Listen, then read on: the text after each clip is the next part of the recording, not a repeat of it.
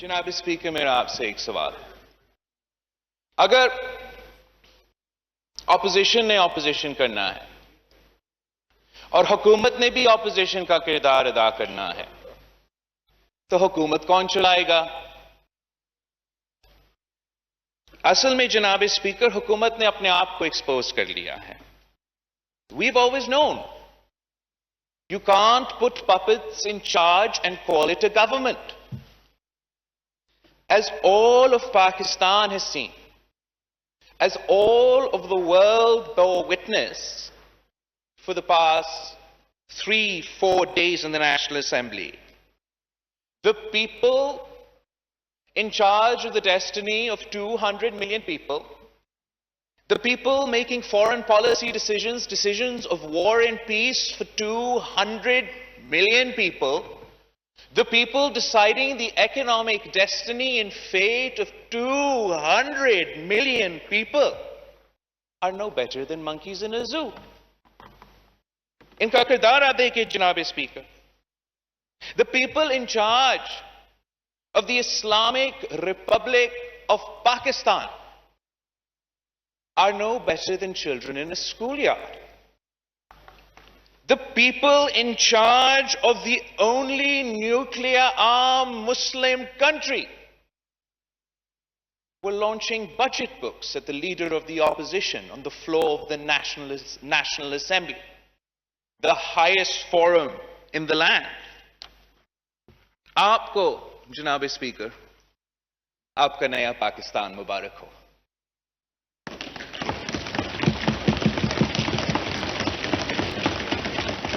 خبردار آپ میں سے کسی نے پھر سے اس ناجائز نالائق نااہل ترین حکومت کے لیے ریاست مدینہ کا لفظ استعمال کیا.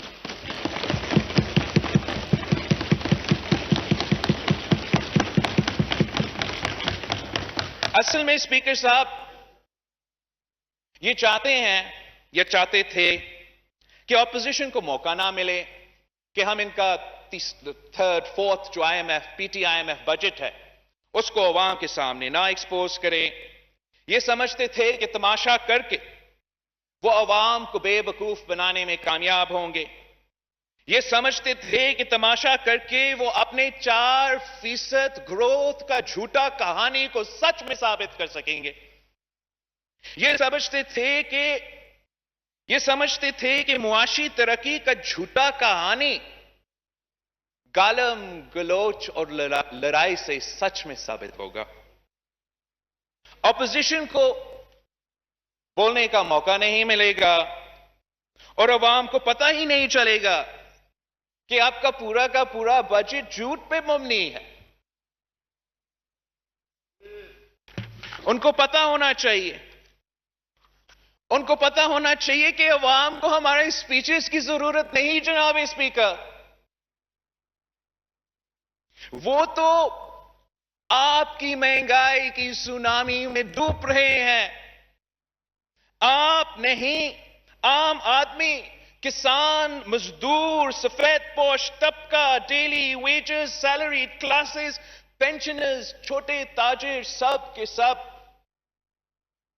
آپ کے مہنگائی بھگت رہے ہیں. وہ جو نوکری پیشہ شہری جو دن رات محنت کرتا ہے مگر اپنا والدہ کے لیے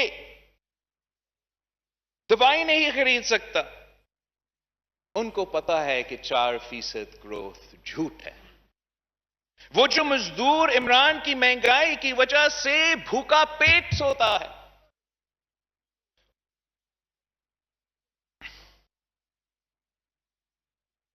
ان کو پتا ہے ہماری سپیچز کی ضرورت نہیں کہ معاشی ترقی کا دعویٰ جھوٹا ہے. وہ جو مزدور عمران کی مہنگائی کی وجہ سے اپنے بچوں کو اسکول نہیں بھیج سکتے ہیں، ان کو پتا ہے کہ معاشی ترقی کے دعوے جھوٹے ہیں. ہر وہ ماں جو اپنے خاندان کے لیے گھر میں کھانا پکاتی ہے، عمران کی مہنگائی سے واقف ہے اور ان کو پتا ہے کہ عمران کے معاشی ترقی کے دعوے جھوٹے ہیں۔ پاکستان میں تو عمران کی مہنگائی افغانستان، بنگلہ دیش اور بھارت کی مہنگائی سے بھی آگے ہیں۔ ان کی مہنگائی سے تو ڈبل ہے۔ عوام شاید اس مہنگائی کو معاف بھی کر لیتے اگر آپ اتنا بے دردی سے اس مشکل وقت میں ان کو اس طریقے لاوارث نہیں چھوڑتے۔ پاکستان پیپلز پارٹی کے دور میں بھی مہنگائی تھا، ہم گلوبل ریسیشن سے گزر رہے تھے، ہر دوسرا دن دہشت گردی کے واقعے تھے، بدترین دہشت گردی کا دور تھا، 2 سپر فلڈز آئے تھے، اور ہاں مہنگائی تھا، بہت سے مہنگائی تھا، مگر ہم نے آپ کی طرح عوام کو لاوارث نہیں چھوڑا تھا۔ یہی تو وجہ ہے کہ ہم نے انقلابی بے نظیر انکم سپورٹ پروگرام لے کر آئے تھے کہ اگر تاریخی مہنگائی ہے تو ہمیں اس ملک کے غریب ترین عورتوں تک مالی امداد پہنچنا چاہیے۔ اور بے نظیر انکم سپورٹ پروگرام میں صرف یہ نہیں تھا، وسیلہ صحت تھا، وسیلہ تعلیم تھا، وسیلہ روزگار، وسیلہ حق تھا۔ ہم نے ہر لحاظ سے یہ کوشش کی کہ اس مشکل معاشی وقت میں ہم اپنے عوام کو اکیلا نہیں چھوڑے۔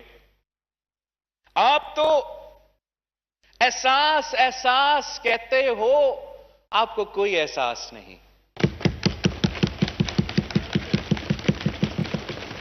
مہنگائی میں تاریخی اضافہ، غربت میں تاریخی اضافہ، بے روزگاری میں تاریخی اضافہ، مگر بے نظیر انکم سپورٹ پروگرام کے لیے معمولی اضافہ۔ اگر آپ معاشی ترقی کر رہے ہو، اگر آپ 4% تک پہنچ کے ہو، اگر آپ 20% اپنا ریونیو میں اضافہ کر چکے ہو، تو پھر 10 سال ہو چکے ہیں بے نظیر انکم سپورٹ پروگرام کے آنے سے۔ آپ اس پروگرام کو 200 بلین سے لے کے 200 ارب سے لے کے 800 ارب تک پہنچاتے۔ اب وہ ہر پاکستانی جو آپ کو معاشی ناکامی نااہلی کی وجہ سے آج مہنگائی، غربت اور بے روزگاری بھگت رہے ہیں، آپ ان کے گھر تک کی امداد پہنچا سکتے تھے۔ پاکستان پیپلز پارٹی کے دور میں جب مہنگائی تھی تو ہم نے تنخواہ میں اضافہ کیا، ہم نے 2009 میں 20% اضافہ کیا، پھر 2010 میں ہم نے 15% اضافہ کیا، 2011 میں ہم نے پورا کا پورا پے سکیل کو ریویو کر کے 50% اضافہ کیا، ہم نے 2012 میں 15% اضافہ کیا، ہم نے 2013 میں 20% اضافہ کیا، یہ 120% بنتا ہے، تاکہ جب مہنگائی ہے، جب مشکل معاشی حالات ہے، آپ اپنے عوام کو اس طریقے سے لاوارث نہیں چھوڑتے۔ آپ نے کتنا اضافہ کیا؟ پہلے سال میں آپ نے 10% اضافہ کیا، مہنگائی اس سے زیادہ تھا۔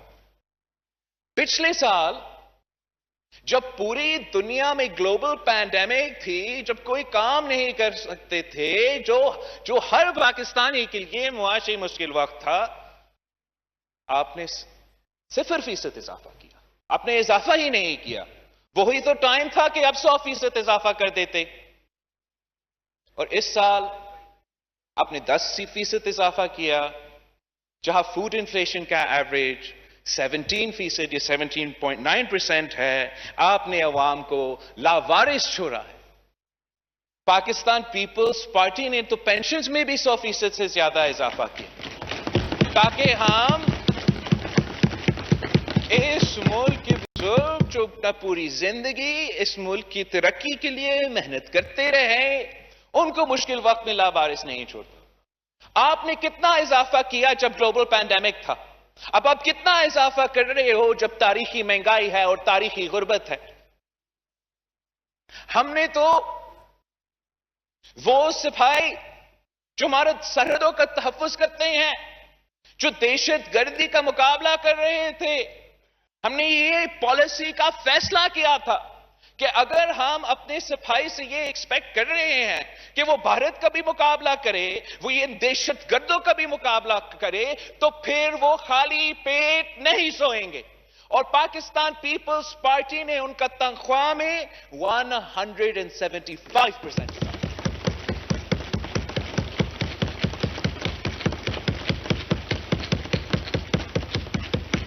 منیمم ویج وہ واحد طریقہ ہے کہ آپ ڈیلی ویج ارنرز کو کچھ پروٹیکشن پہنچا سکتے ہو۔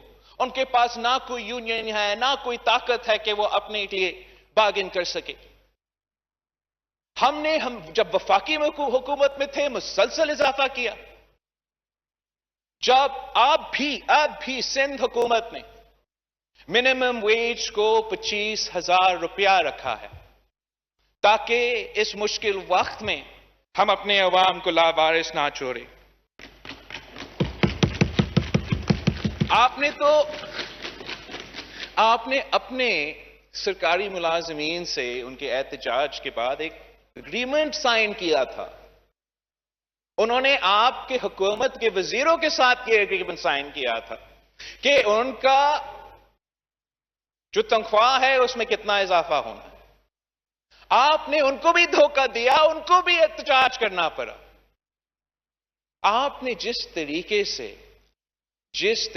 اور جس بے دردی کے ساتھ عام آدمی کو، سرکاری ملازمین کو، پینشنرز کو، تاریخ میں پاکستان کی تاریخ میں جو سب سے بدترین معاشی دور تھا، جس طریقے سے آپ نے ان کو لاوارث چھوڑا ہے، وہ کبھی آپ کو نہیں معاف کر سکیں گے۔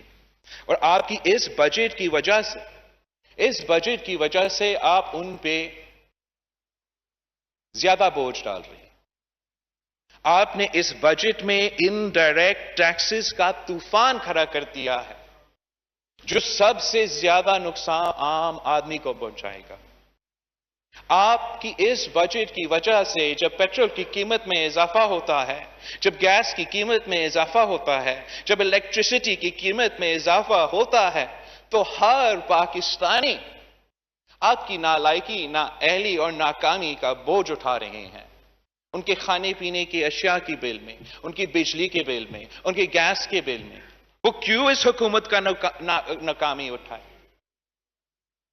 ہم پوچھتے ہیں کہ اگر معاشی ترقی ہو رہا ہے تو پھر تاریخی غربت اور تاریخی بے روزگاری کیوں ہے؟ آپ نے تو 1 کروڑ نوکریاں دینے تھے، الٹا جن کے پاس روزگار تھا ان کو بھی بے روزگار کر دیا ہے۔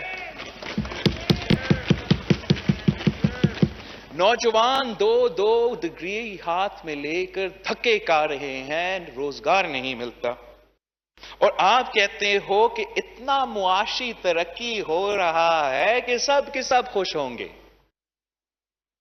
نہ صرف بے روزگاری میں مگر غربت میں اضافہ ہوا ہے، تاریخی اضافہ ہوا ہے۔ حکومت اپنے کردار سے اتنے شرمندے ہیں کہ وہ اپنے پیپر سے اور اکنامک سروے سے غربت اور بے روزگاری کے فگرز کو غائب کرتے ہیں، مگر ہمارے پاس ڈیٹا ہے۔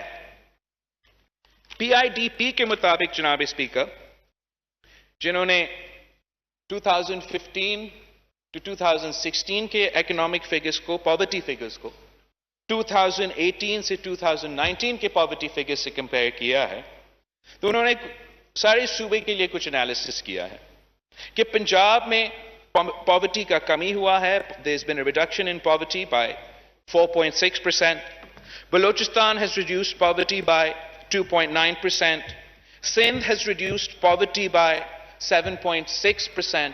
But there's only one province in Pakistan جس میں پاورٹی کا اضافہ ہوا ہے، وہ بھی 8.9% کا اضافہ ہوا ہے، اور وہ خیبر پختونخوا ہے جو ماشاءاللہ 8 سال سے وہاں تو نیا پاکستان کا حکومت ہے۔ مجھے نہیں پتا مجھے نہیں پتا کہ یہ جو حکومتی ممبران کچھ دن پہلے ادھر تماشا کر رہے تھے، جب وہ اپنے کانسٹیٹیوئنسیز میں جاتے ہیں جہاں تاریخی مہنگائی، تاریخی غربت اور تاریخی بے روزگاری عام آدمی برداشت کر رہا ہے، کیا وہاں بھی وہ معاشی ترقی کا نعرہ لگاتے ہیں؟ وہ تو قابل ہی نہیں ہے اپنے منہ دکھانے اپنے کانسٹیٹیوئنسیز میں. وہ خود بھی جھوٹا اور ان کے بجٹ بھی جھوٹا. آپ ملتان میں ایک عورت نے پہلے اپنے بچوں کو قتل کیا، پھر خودکشی کر لی اسی مہنگائی، بے روزگاری اور غربت کی وجہ سے. اور فاضل ممبر ملتان کچھ دن پہلے ادھر جو اسالٹ کی کوشش کی گئی لیڈر آف دی اپوزیشن پہ، اس کو تو لیڈ کر رہا تھا. فاضل ممبر ملتان معاشی ترقی کا راہ الاپ رہا ہے.